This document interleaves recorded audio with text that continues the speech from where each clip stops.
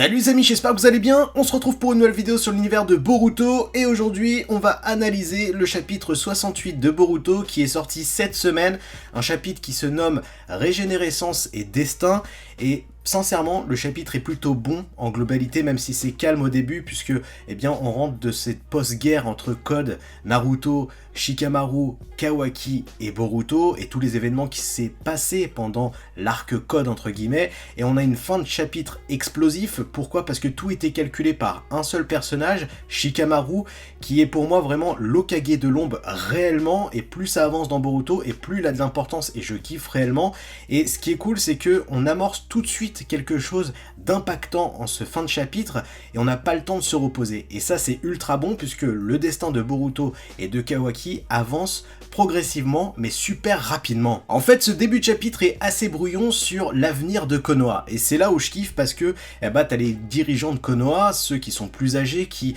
essayent d'expliquer la situation, de temporiser et de trouver une issue favorable à leur destin. On a un Boruto qui est totalement conscient de ce qui lui arrive, comme quoi il est un 100% Otsutsuki et qu'il a toujours cette menace Momoshiki en lui, mais malgré tout, avec la conversation qu'il va avoir avec Amado et Katasuke, il ne veut plus prendre le remède. Pour lui, il a les cartes en main et il peut prendre son destin en main et avoir l'avantage sur Momoshiki.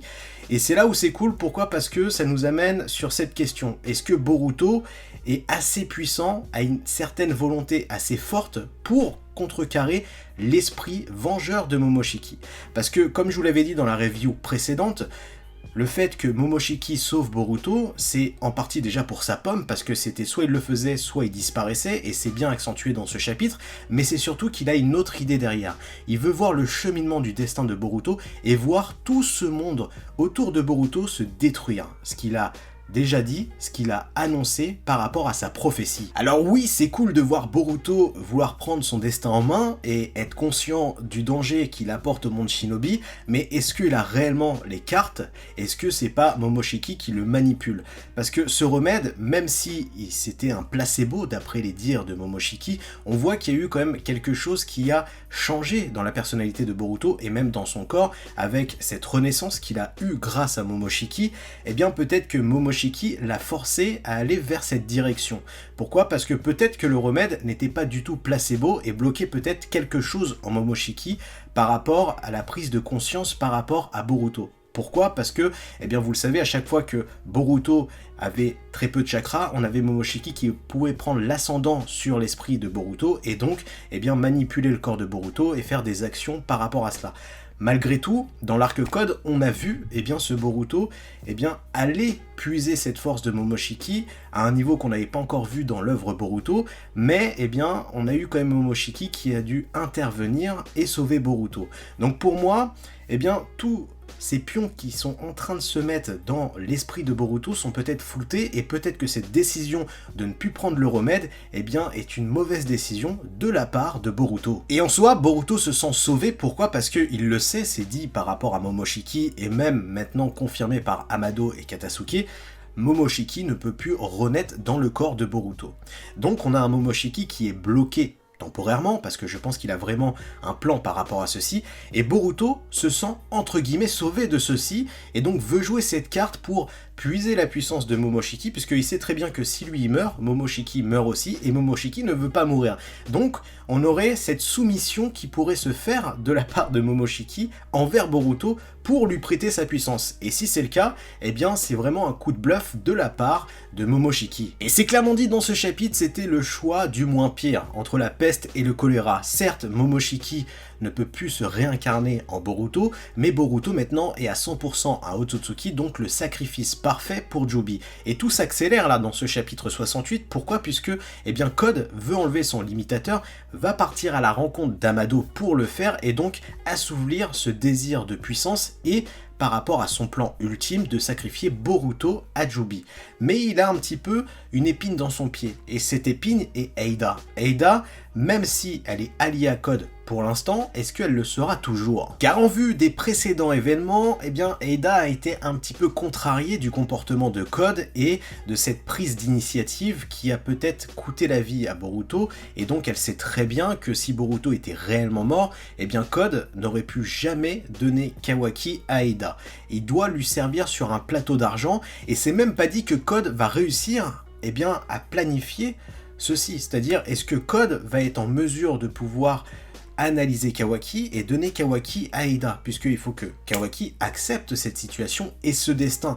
Et donc pour qu'il l'accepte, il faut eh bien qu'il se passe quelque chose. Naruto est réellement en danger, et dans ce chapitre, on a un Naruto qui est totalement bouleversé encore par rapport à la situation, et veut vraiment avoir une conversation avec Kawaki pour un petit peu mettre les choses à plat par rapport à tous ces événements, et ce Kawaki va devoir prendre un chemin. Et ce chemin sera soit la protection de Naruto, mais si Naruto meurt, eh bien tout devient remixé. Et c'est là où Code pourrait jouer cette carte. Mais on a ce Shikamaru qui a été ultra réfléchi et qui a isolé un petit peu la menace Code, puisqu'il a fait exprès de parler à Amado seul, puisqu'il savait que Code allait en profiter pour venir pour enlever ce limitateur de puissance. Donc Shikamaru était pleinement conscient de la marque qu'il avait dans le cou et de l'apparition de Code. Et c'est pour ça que les événements s'accélèrent, parce que maintenant, que va-t-il se passer? Est-ce que Code va réussir à enlever ce limitateur? Est-ce que Sasuke et Naruto vont venir pendant cette bataille?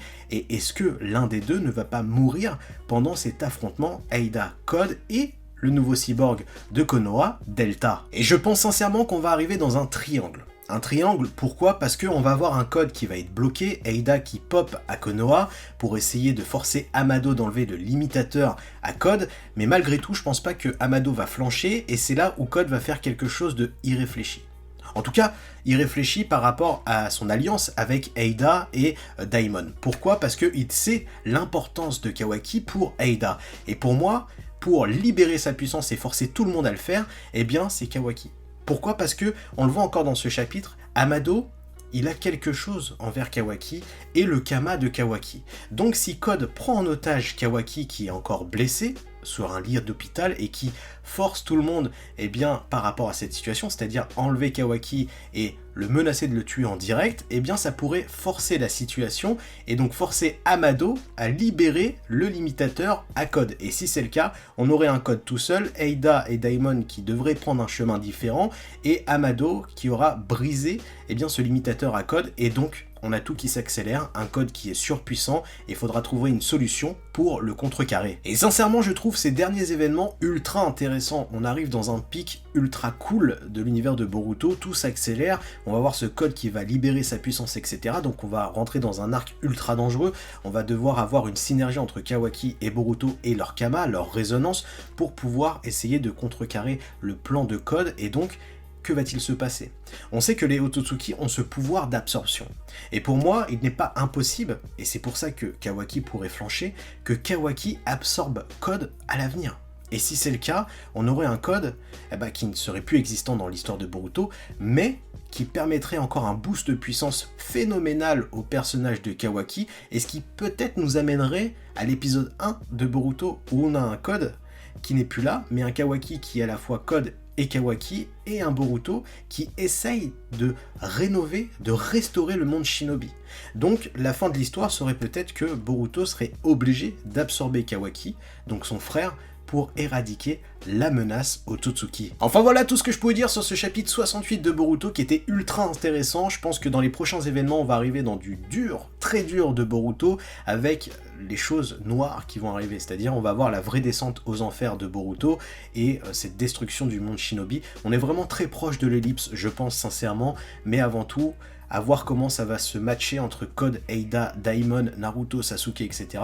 N'hésitez pas à me dire toutes vos théories sur la suite de Boruto, de liker, de partager, de vous abonner à la chaîne YouTube. Je vous souhaite une belle journée, une bonne soirée, à très bientôt, tchuss!